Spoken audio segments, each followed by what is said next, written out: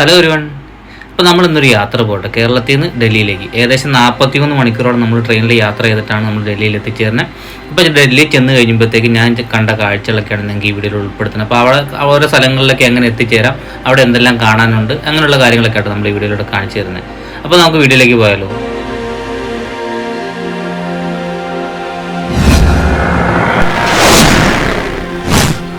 നമുക്ക് കേരളത്തിൽ നിന്ന് ഡൽഹിയിലേക്ക് പോകാനായിട്ട് 1-2 മാർഗ്ഗങ്ങൾ ഉപയോഗിക്കാം. ഒന്ന്, നമുക്ക് ഫ്ലൈറ്റ് ഉപയോഗിച്ച് പോകാം. അന്നേരത്തേക്കും നമുക്ക് കൂടുതൽ സമയലാഭമൊക്കെ കിട്ടും, പക്ഷേ കുറച്ചുകൂടെ എക്സ്പെൻസീവ് ആയിരിക്കും. അല്ലെങ്കിൽ പിന്നത്തെ ഒരു മാർഗ്ഗം നമുക്ക് ട്രെയിൻ യൂസ് ചെയ്ത് പോകാമെന്നുള്ളത്. ട്രെയിൻ യൂസ് ചെയ്ത് പോകുകയാണെങ്കിൽ മിനിമം നമ്മൾ 2-3 ദിവസം ട്രെയിനിൻ്റെ അകത്ത് സ്പെൻഡ് ചെയ്യേണ്ടി വരും.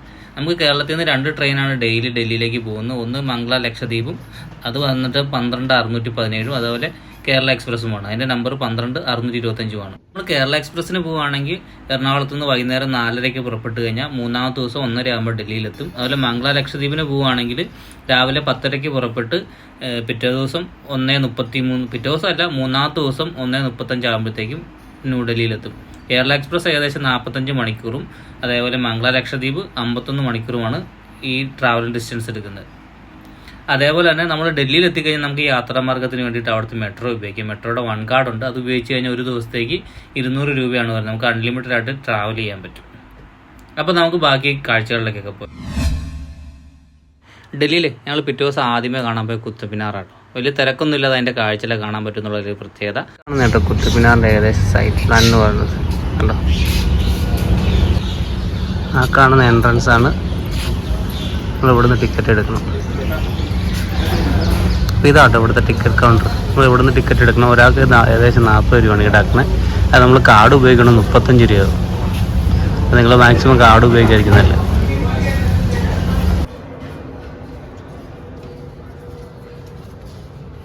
ഈ കാണുന്ന കേട്ടോ ഇവിടുത്തെ ടിക്കറ്റ്. അപ്പോൾ നമ്മളിത് കയ്യിൽ സൂക്ഷിച്ച് വെച്ചോണം. തിരിച്ചിറങ്ങുമ്പോഴത്തേക്കും നമ്മളിത് അവിടെ കൊടുത്താലാണ് നമുക്ക് ഇറങ്ങിപ്പോരാൻ പറ്റുള്ളൂ കേട്ടോ. അപ്പോൾ ആ കാര്യം ശ്രദ്ധിച്ചോണം.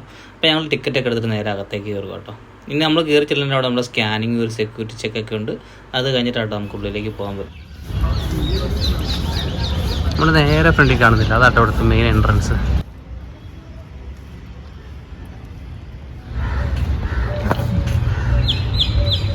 ട്രൈപോഡ് അവിടെ മേടിച്ചു വെച്ച്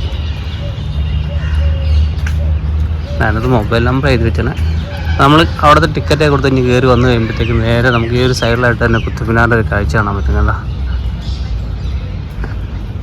അതുമല്ലാതെ ഒരുപാട് ബിൽഡിങ്സ് പോലെ സംഭവങ്ങളൊക്കെ അവിടെ ഉണ്ട് കേട്ടോ. എല്ലാം നിങ്ങളെ കാണിച്ചു തരാം. ഈ രാവിലെ ഞങ്ങളൊരു ഇപ്പോൾ സമയം 8 മണി ആവുന്നേ ഉള്ളൂ. നമുക്കൊരു ഉച്ചയായൊരു പ്രതീതിയല്ലേ. ഇവിടെ ഇപ്പോൾ ഈ വേനലിൻ്റെ നല്ല ചൂടുള്ള സമയമായതുകൊണ്ടേ നേരത്തെ വെട്ടം വീഴും. കൊള്ളല്ല അതിനോട് അനുബന്ധിച്ച സ്ഥലങ്ങളൊക്കെ ഉണ്ട്. നിങ്ങൾ എന്തായാലും ഫസ്റ്റ് പോയി കുത്തബ് മിനാറിൻ്റെ കാഴ്ചകൾ തന്നെ നമുക്ക് കാണാം. വേണ്ട, ഇതാണ് സാധനം.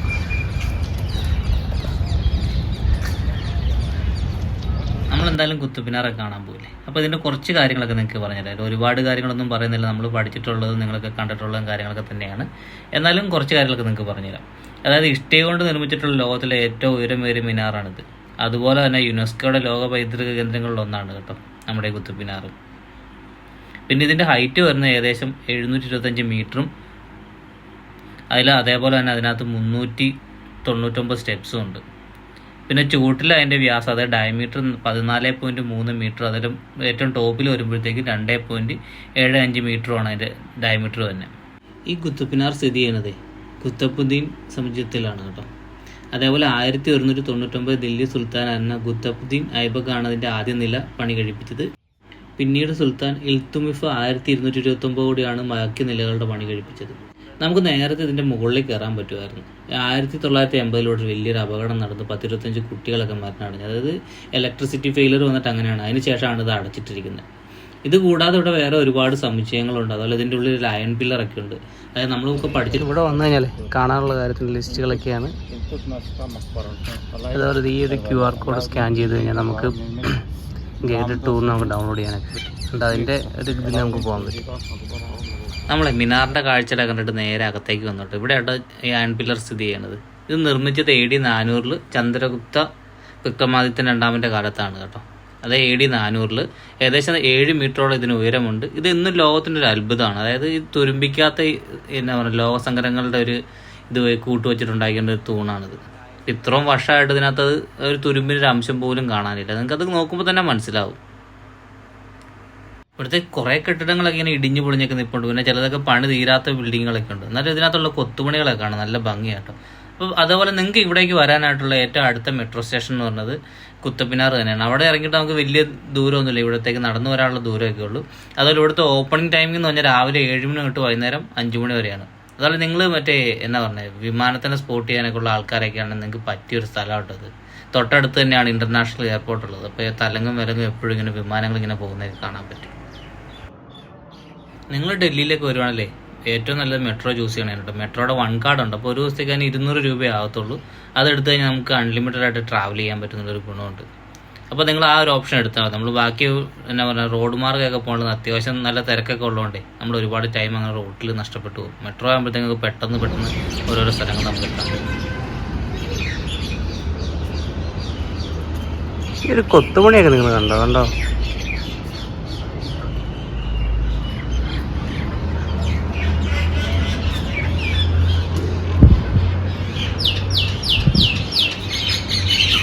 കുറേയൊക്കെ ഇങ്ങനെ നശിച്ചു പോയിട്ടുണ്ട്, എന്നാലും മാക്സിമം അത് സംരക്ഷിച്ച് നിർത്തിയിട്ടൊക്കെ ഉണ്ടോ.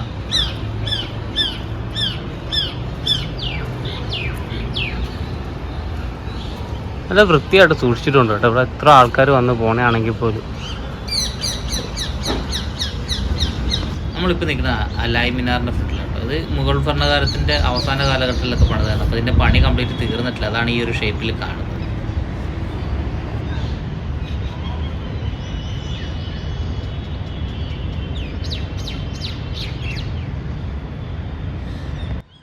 അപ്പോൾ ഞങ്ങൾ ഇവിടുത്തെ കാഴ്ചകളൊക്കെ കണ്ടിട്ട് പുറത്തേക്ക് ഇറങ്ങാനുള്ള പരിപാടി കേട്ടോ. ഇനിയിപ്പോൾ അടുത്ത ഡെസ്റ്റിനേഷനിലേക്ക് പോകണം.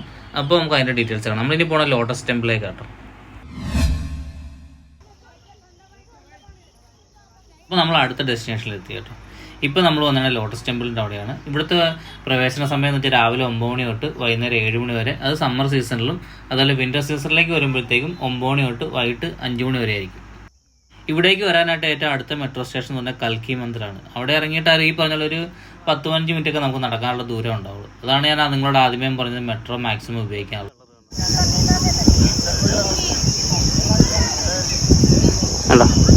ലോട്ടസ് ടെമ്പിൾ നമ്മൾ അതിൻ്റെ അടുത്തേക്കാണ് പോകണം. പോകാനായിട്ട് വഴികൾ അതിലേക്കൂടെ ഇങ്ങനെ പോകണം കേട്ടോ.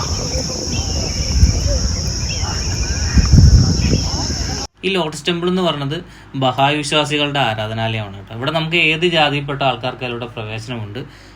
വേറെ എന്നാ പറയുക ഇൻ്റർവ്യൂ അങ്ങനെ ഒന്നുമില്ല. നമുക്ക് ആർക്കും ഉള്ള ഈ ഒരു പ്രവേശന സമയമുണ്ട്, അതിനകത്ത് ആ ഒരു ടൈമിങ്ങിൽ നമുക്ക് വന്ന് കാണാൻ പറ്റും. ഇതിൻ്റെ നിർമ്മാണ പ്രത്യേകത കൊണ്ടാണ് ഇത്ര ആൾക്കാരിലേക്ക് അട്രാക്റ്റീവായി വന്നത്.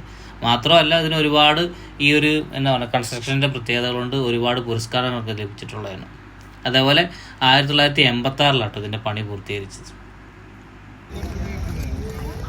നല്ല അടിപൊളി ഗാർഡനൊക്കെ ആട്ടോ സെറ്റ് ചെയ്തിരിക്കുന്നുണ്ട്. അത്യാവശ്യം നല്ല തിരക്കുണ്ട്. അപ്പോൾ വന്നു കഴിഞ്ഞപ്പോൾ പൂക്കളൊക്കെ ഉണ്ട്.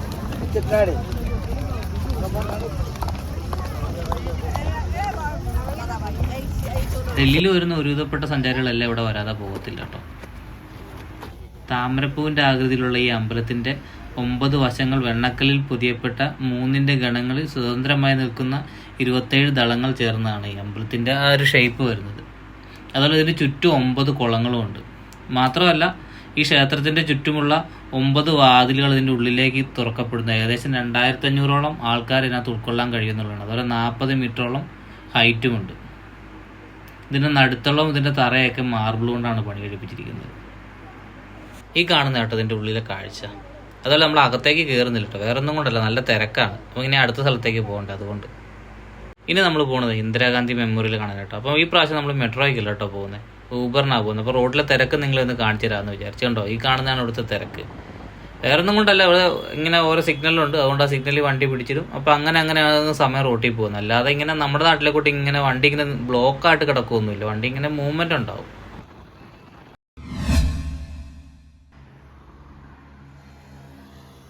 നമ്മളിപ്പോൾ എത്തിയിരിക്കുന്നത് ഇന്ദിരാഗാന്ധി മെമ്മോറിയൽ കേട്ടോ. നമ്മുടെ ഇന്ത്യയുടെ ആദ്യത്തെ വനിതാ പ്രധാനമന്ത്രിയായിരുന്ന ഇന്ദിരാഗാന്ധി താമസിക്കുന്നത്, അവർ കുടുംബത്തോടൊപ്പം ഇവിടെ താമസിക്കുന്നത്. അപ്പോൾ അവർ താമസിച്ചിരുന്ന ഒരു കാലത്തുള്ള ഒരുപാട് കാര്യങ്ങളൊക്കെ ഇവിടെ ഡിസ്പ്ലേ ചെയ്തിട്ടുണ്ട്. അതുപോലെ ഒരു മരിച്ച സമയത്ത് ലാസ്റ്റ് ഉപയോഗിച്ച ഡ്രസ്സ്, അങ്ങനെ ഒരുപാട് കാര്യങ്ങളൊക്കെ ഇവിടെ ഡിസ്പ്ലേ ചെയ്തിട്ടുണ്ട്. അതുപോലെ ഇവിടുത്തെ പ്രവേശന സമയം എന്ന് പറഞ്ഞാൽ രാവിലെ 9 മണി തൊട്ട് വൈകുന്നേരം 5:30 വരെയാണ്. ഇവിടേക്ക് വരാനായിട്ട് ഏറ്റവും അടുത്ത മെട്രോ സ്റ്റേഷൻ എന്ന് പറഞ്ഞത് ലോക് കല്യാൺ മാർഗ്ഗമാണ്. അവിടെ ഇറങ്ങിയിട്ട് നമുക്ക് വലിയ ദൂരമില്ല കേട്ടോ ഇവിടേക്ക് വരാനായിട്ട്. നമ്മളിപ്പോൾ കാണുന്നത് ഇന്ദിരാഗാന്ധി മരിക്കുന്ന സമയത്ത് അവർ ധരിച്ചിരുന്ന വസ്ത്രവും ചെരുപ്പൊക്കെ ആട്ടോ. അതുപോലെ നമ്മളിപ്പോൾ കാണുന്നത് ഇന്ദിരാഗാന്ധിയുടെ വീട്ടിലെ ഒരു ഓഫീസ് റൂമാണ് നമ്മൾ ഈ കാണുന്നത്. അതെല്ലാം അതേപോലെ തന്നെ സംരക്ഷിച്ച് വെച്ചിട്ടുണ്ട്. അതുപോലെ അവർ ഉപയോഗിച്ച പേനകൾ, A to Z സാധനങ്ങൾ നമുക്കിവിടെ കാണാൻ പറ്റും. അങ്ങനെ ഒരുപാട് കാര്യങ്ങൾ നമുക്ക് ഇവിടെ വന്നാൽ കാണാൻ പറ്റും കേട്ടോ. അതുപോലെ അവർ ചെയ്ത അന്നേരം ചെയ്ത ഒരുപാട് കാര്യങ്ങളുടെ പത്ര കട്ടിങ്സ്, അതേപോലെ വീടിൻ്റെ എല്ലാ ഭാഗങ്ങളും അതേപോലെ തന്നെ സംരക്ഷിച്ച് വെച്ചിട്ടുണ്ട്. പിന്നെ അവരുടെ കുറേ ഫോട്ടോസ്, അങ്ങനെ ഒരുപാട് കാര്യങ്ങൾ അങ്ങനെ നമുക്ക് ഇവിടെ വന്നു കഴിഞ്ഞാൽ കാണാൻ പറ്റും. അതുപോലെ നമ്മളിപ്പോൾ ഈ കാണുന്നില്ലേ, ഇതാണ് രാജീവ് ഗാന്ധി കൊല്ലപ്പെട്ട സമയത്ത് അദ്ദേഹം ധരിച്ചിരുന്ന ഷൂവും അദ്ദേഹത്തിൻ്റെ വസ്ത്രത്തിൻ്റെ ഭാഗങ്ങളൊക്കെയാണ്.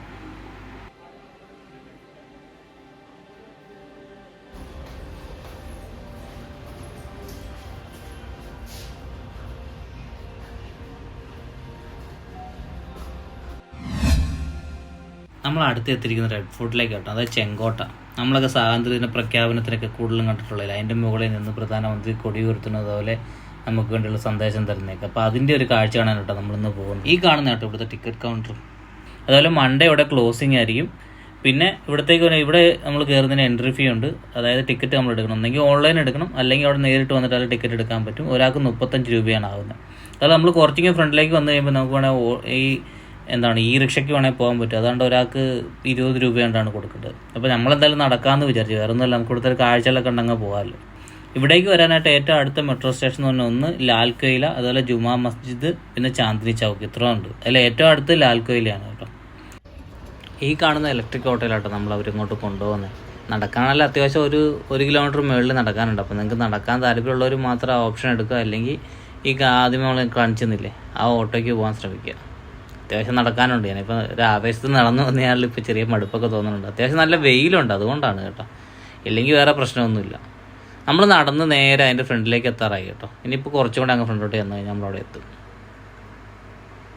അപ്പോൾ നമ്മൾ നടന്ന് അതിൻ്റെ ഫ്രണ്ടിലെത്തി കേട്ടോ. ഇനിയിപ്പോൾ കുറച്ചുകൂടെ ഫ്രണ്ടിലേക്ക് ചെല്ലുമ്പോഴത്തേക്കാണ് അപ്പർ സൈഡിലൂടെയാണ് എൻട്രി. അവിടെ നമ്മൾ ടിക്കറ്റ് കാണിച്ചിട്ട് നമ്മൾ സെക്യൂരിറ്റി ചെക്കൊക്കെ ഉണ്ട്. അത് കഴിഞ്ഞിട്ട് വേണം അതിൻ്റെ അകത്തേക്ക് കയറാൻ. കണ്ടോ ഇന്ത്യൻ പതാക പാറി പറക്കുന്നത്. അവിടെ നിന്നാണ് നമ്മുടെ സ്വാതന്ത്ര്യദിനത്തിന് അന്ന് പതാക ഉയർത്തുന്നതൊക്കെ, നമ്മുടെ ചെങ്കോട്ട എന്നൊക്കെ പറഞ്ഞ്.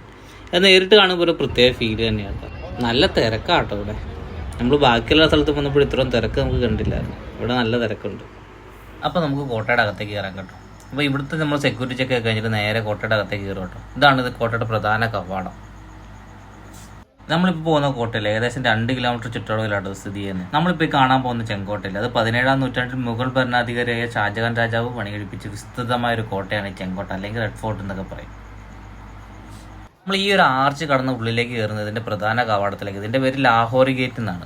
ഇതിൻ്റെ 2 സൈഡിൽ നമ്മൾ ഉള്ളിലേക്ക് കയറുമ്പോഴത്തേക്ക് ഒരുപാട് കച്ചവട സ്ഥാപനങ്ങൾ കാണാം. അത് രാജഭരണകാലത്തും അങ്ങനെ തന്നെയാണ്. അതിന് വേണ്ടിയിട്ടാണ് ഇങ്ങനെ അറേഞ്ച് ചെയ്തിരുന്നത്. നമ്മളിപ്പോൾ ഈ കാണുന്ന ഭാഗമില്ല, ഈ ഭാഗമാണ് സ്വാതന്ത്ര്യദിനം റിപ്പബ്ലിക് ദിനമൊക്കെ വരുമ്പോഴത്തേക്ക് നമ്മുടെ പ്രധാനമന്ത്രി അതിൻ്റെ മുകളിൽ കയറിയിട്ട് പതാക ഉയർത്തി നമ്മുടെ രാജ്യത്തെ ആദ്യം സംഭാവന ചെയ്യണതൊക്കെ. അപ്പോൾ നമുക്ക് എന്തായാലും ഇതിൻ്റെ അകത്തേക്ക് ബാക്കിയുള്ള കാഴ്ചകളാണ്. ഞാൻ ആദ്യമേ നിങ്ങളോട് പറഞ്ഞു 2 സൈഡ് ഒരുപാട് വാണിജ്യ സ്ഥാപനങ്ങളൊക്കെ. അന്ന് രാജഭരണകാലത്തും അങ്ങനെ തന്നെയായിരുന്നു. ഇതിനകത്ത് ഒരുപാട് ആൾക്കാർ താമസിക്കുന്നുണ്ടായിരുന്നില്ല. അപ്പോൾ അവർക്ക് മേടിക്കാനായിട്ട് 2 സൈഡിൽ ഒരുപാട് വാണിജ്യ സ്ഥാപനങ്ങളൊക്കെ ഉണ്ടായിരുന്നു. ഇപ്പം നമുക്ക് കൂടുതലും ഫാൻസി ഐറ്റങ്ങൾ അങ്ങനെയുള്ള സംഭവങ്ങളൊക്കെ നമുക്ക് കാണാൻ പറ്റുന്നത്. പക്ഷെ ഒരു പ്രത്യേക ഫീൽ ഉണ്ട് കേട്ടോ. നമ്മൾ ഈ പുറത്തുനിന്ന് കണ്ടപ്പോഴത്തേക്ക് ഈ കോട്ട ഇത്രയും വലുതാണെന്ന് വിചാരിച്ചിട്ടൊന്നുമില്ല. നമ്മളിങ്ങനെ ഞാൻ എൻ്റെ മനസ്സിൽ വിചാരിച്ചിട്ടുണ്ടെന്ന ഫ്രണ്ടിൽ നിന്ന് കാണുമ്പോൾ ഉള്ള ആ ഒരു രൂപം അവിടെ കയറി പതാക ഉയർത്തുന്നു അങ്ങനെയുള്ള പരിപാടിയായിരുന്നു വിചാരിച്ചിരുന്നത്. പക്ഷെ അത് ഉള്ളിലേക്ക് കയറിയപ്പോഴാണ് ഇത്ര വിശാലമായിട്ടുള്ള സ്ഥലമാണെന്ന് എനിക്ക് മനസ്സിലായത്. എന്തായാലും നമുക്ക് ബാക്കി കാഴ്ചകളൊക്കെ കാണാം. നമ്മൾ ഈ കോട്ടയുടെ ഉള്ളിലേക്ക് കയറി കഴിഞ്ഞാൽ പുറത്തുനിന്ന് കാണുന്ന പോലെ ഒന്നുമില്ല. ഇതിനകത്ത് ഉള്ളിലേക്ക് കയറി കഴിഞ്ഞാൽ വേറെ വലിയ ലോകം തന്നെയാണ്. ഇതിൻ്റെ കിഴക്ക് വശത്തായിട്ട് യമുനാ നദിയുണ്ട്. അതിന് വേറെ തന്നെ ഒരു ഭംഗിയാണ്. നമ്മൾ ചെങ്കോട്ടയ്ക്കകത്ത് അടുത്തതായിട്ട് കാണാൻ പോകുന്നത് നോർത്ത് ഖാന എന്ന് പറഞ്ഞാൽ അത് മുഗൾ കൊട്ടാരങ്ങളുടെ കവാടങ്ങളിൽ കണ്ടുവന്നൊരു വാദ്യസംഘങ്ങളുടെ കേന്ദ്രമാണ്.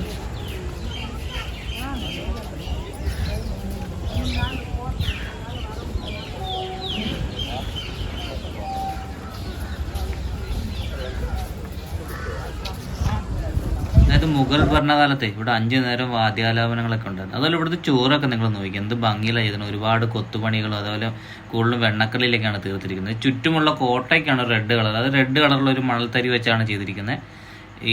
ഇതിൻ്റെ അകത്ത് വന്നു കഴിയുമ്പോഴുള്ള ബിൽഡിങ്ങിനൊക്കെ റെഡ് കളറുകളല്ല, ഒരു വെള്ള കളറാണ്. അതിനകത്ത് ഒരുപാട് കൊത്തുപണികളും കാര്യങ്ങളൊക്കെ ആയിട്ട് ഒരു പ്രത്യേക ഭംഗി തന്നെ ഉണ്ട് കേട്ടോ.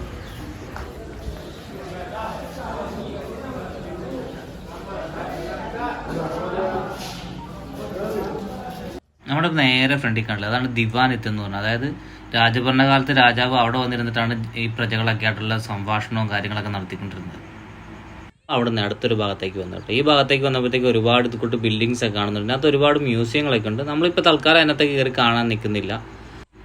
നിങ്ങൾ എന്തായാലും ഫസ്റ്റ് ദിവസം ഉച്ചയാകുമ്പോഴത്തേക്കും ഡൽഹിയിലെത്തും. അന്നേ ദിവസം തന്നെ പോയി അക്ഷർധാം ടെമ്പിൾ കാണുവാണെങ്കിൽ അത് നമുക്ക് ഈ കൂടെ തന്നെ കവറായി പോകും. ഞാനത് വീഡിയോയിൽ ഉൾപ്പെടുത്താത്ത വേറൊന്നും കൊണ്ടല്ല, അവിടെ ഫോട്ടോഗ്രാഫി വീഡിയോഗ്രാഫി ഒന്നും അലൗഡ് അല്ല. അവിടെ ഒരാൾക്ക് ഏകദേശം 240 രൂപ അടുത്ത് ടിക്കറ്റ് ചാർജ് വരുന്നുണ്ട്. അവിടെ നിങ്ങൾ മാക്സിമം വൈകുന്നേരം പോയായിരിക്കും നല്ല ഒരു മ്യൂസിക്കൽ ഫൗണ്ടൻ്റെ ഷോ ഒക്കെ ഉണ്ട്. അത് നല്ലൊരു എക്സ്പീരിയൻസ് തന്നെയാണ്. അപ്പോൾ അവിടുത്തെ ടൈമിംഗ് എന്ന് വെച്ചാൽ രാവിലെ 10 മണി തൊട്ട് വൈകുന്നേരം 6:30 വരെയാണ് പ്രവേശന സമയമുള്ളത്. അപ്പോൾ തൊട്ടടുത്ത മെട്രോ സ്റ്റേഷൻ എന്ന് പറഞ്ഞാൽ അക്ഷർധാം ടെമ്പിളാണ്. അതേപോലെ തന്നെ നിങ്ങൾ അന്നത്തെ ദിവസം കവർ ചെയ്ത് പോയി കഴിഞ്ഞാൽ പിന്നെ അടുത്ത ദിവസം കൊണ്ട് നമുക്ക് ബാക്കി കാണുന്ന സ്ഥലങ്ങളെല്ലാം നമുക്ക് കണ്ടു തീർക്കാനും പറ്റും. അപ്പോൾ നമുക്ക് ഇന്നേ ദിവസം നമ്മൾ വൈകുന്നേരത്തേക്കാണ് ഇന്ത്യ ഗേറ്റിലേക്ക് പോകാൻ പ്ലാൻ ചെയ്തിരിക്കുന്നത്. അപ്പോൾ നമ്മൾ അവിടെ നിന്ന് വീണ്ടും കറങ്ങിത്തിരിഞ്ഞ് ദിവാനിയത്തത്തിലെത്തി കേട്ടോ. ഈ സ്ഥലം ഞാൻ ആദ്യമേ നിങ്ങളോട് പറഞ്ഞു, അന്ന് മുഗൾ കൊട്ടാരത്തിലെ ചക്രവർത്തിമാർ സാധാരണ ജനങ്ങളുമായിട്ട് സമ്പാദിക്കുന്ന സ്ഥലങ്ങളാണ്. ഇതിൻ്റെ അകത്തേക്ക് കയറി കഴിഞ്ഞപ്പോഴത്തേക്കുള്ളൊരു കാഴ്ച നിങ്ങളുണ്ട്. അതിൻ്റെ ആർച്ചുകൾ ഒരു പ്രത്യേക ഭംഗിയുണ്ട്, നല്ല റെഡ് കളറിൽ നിൽക്കുന്നുണ്ട്. ഇത്ര വർഷമായിട്ടും അതിനൊരു കോട്ടം തട്ടിയിട്ടെന്നുള്ളതാണ്. അതിൽ ഈ കാണുന്ന ഭാഗത്തോട്ട് ചക്രവർത്തിമാർ ഇരിക്കാറുള്ളത്. അപ്പോൾ ഇതിൻ്റെ നേരെ ഫ്രണ്ടിലായിട്ട് നമ്മൾ ആദ്യമേ കണ്ട സ്ഥലമില്ലേ,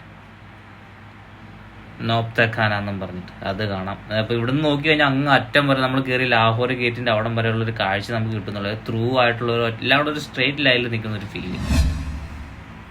നമ്മളിപ്പോൾ റെഡ് ഫോർട്ടിൻ്റെ കാഴ്ചകൾ കണ്ടിട്ട് നേരെ ഇന്ത്യ ഗേറ്റിൻ്റെ അവിടെ എത്തി. ഇപ്പോൾ രാത്രി ആയപ്പോഴത്തേക്ക് അത്യാവശ്യം ഇന്ത്യ ഗേറ്റിൽ ലൈറ്റൊക്കെ വീണ് നല്ല ഭംഗിയായിട്ട് കാണാൻ. അതിൻ്റെ നേരെ ഓപ്പോസിറ്റ് ആയിട്ട് രാഷ്ട്രപതി ഭവനുള്ളത്. അപ്പോൾ ഇവിടെ നിന്നാണ് നമ്മുടെ ഈ സ്വാതന്ത്ര്യദിനത്തിനൊരു പരേഡും ഒക്കെ പോകത്തില്ല, അത് ഈ ഒരു ഭാഗത്താണ് നടക്കുന്നത്. അതിൽ ഇവിടത്തേക്ക് വരാനുള്ള മെട്രോ സ്റ്റേഷൻ എന്ന് വെച്ചാൽ ഒന്ന് സെൻട്രൽ സെക്രട്ടേറിയറ്റ് എന്ന് പറഞ്ഞ സ്റ്റേഷനുണ്ട്, പിന്നെ ഖാൻ മാർക്കറ്റ് എന്ന് പറഞ്ഞത്, പിന്നെ ജൻപത്ത്. അങ്ങനെ 3 മെട്രോ സ്റ്റേഷനാണ് ഇവിടെ ഏറ്റവും അടുത്തുള്ളത്. ഈ ഇന്ത്യ ഗേറ്റ് നിർമ്മിച്ചിരിക്കുന്നത് 1-ാം ലോകമഹായുദ്ധത്തിൽ അതായത് അഫ്ഗാൻ യുദ്ധത്തിൽ മരിച്ച ബ്രിട്ടീഷ് ഇന്ത്യൻ ആർമിയിലെ സൈനികരുടെ ഓർമ്മ നിലനിർത്താൻ വേണ്ടിയിട്ടാണ്. അത് 1931 നിർമ്മിക്കപ്പെട്ടത്. അതേപോലെ അന്ന് മരിച്ച എന്തുമാത്രം സൈനികരുണ്ട് അവരുടെ എല്ലാവരുടെയും പേര് ഇതിനകത്ത് കൊത്തിവെച്ചിട്ടുണ്ട്. അതുപോലെ 42 മീറ്റർ ആയിട്ട് ഇതിൻ്റെ ഉയരം. ഇതിന് രാത്രി വന്ന് കാണാനാണ് ഒരു പ്രത്യേകത. ലൈറ്റപ്പ് ചെയ്ത് കഴിയുമ്പോഴത്തേക്ക് നല്ല ഭംഗിയാണ് കാണാനായിട്ട്. അപ്പോൾ നിങ്ങളുടെ ഒരു ട്രിപ്പിൽ നിങ്ങൾ ഏറ്റവും രാത്രി വന്ന് കാണാനായിട്ട് പ്ലാൻ ചെയ്യും ഇന്ത്യ ഗേറ്റ്. പകല് കാണുമ്പോൾ അത്ര ഒരു ഫീല് നമുക്ക് കിട്ടത്തില്ല. നല്ല തിരക്കാട്ടോ ഇവിടെ ഇപ്പം. അതുപോലെ ഞാനിപ്പോൾ കാണിച്ച സ്ഥലങ്ങളുടെയൊക്കെ ഒരുപാട് ഡീറ്റെയിൽ വീഡിയോ ആയിട്ട് ചെയ്യാറുണ്ട്. വേറെ ഒന്നും കൊണ്ടല്ല, നിങ്ങളെല്ലാവരും തന്നെ കണ്ടിട്ടുള്ളത് അല്ലെങ്കിൽ പഠിച്ചിട്ടുള്ള കാര്യങ്ങളൊക്കെ തന്നെ ആയിരിക്കും. അപ്പോൾ നിങ്ങൾക്ക് നേരിട്ട് കാണാനൊരു അവസരം കിട്ടുവാണെങ്കിൽ നിങ്ങളുടെ യാത്ര എങ്ങനെ പ്ലാൻ ചെയ്യാമെന്ന് വിചാരിച്ച് ആ രീതിയിലൊരു അറേഞ്ച് ചെയ്ത വീഡിയോ ചെയ്യാമെന്ന് വിചാരിച്ച്. അപ്പോൾ നിങ്ങൾക്ക് ഈ വീഡിയോ ഉപകാരപ്രദമാണെങ്കിൽ മാക്സിമം ഒന്ന് ലൈക്ക് ചെയ്യുക, അതുപോലെ മറ്റുള്ളവർക്ക് ഷെയർ ചെയ്ത് കൊടുക്കുക. പിന്നെന്താണ് എന്തെങ്കിലും സജഷൻസ് ഒക്കെ ഉണ്ട് വീഡിയോ താഴെ കമൻറ്റായിട്ട് രേഖപ്പെടുത്തുക. നമുക്ക് അടുത്ത ദിവസം അല്ലെങ്കിൽ കിടിലൻ വീഡിയോ ആയിട്ട് വീണ്ടും കാണാം.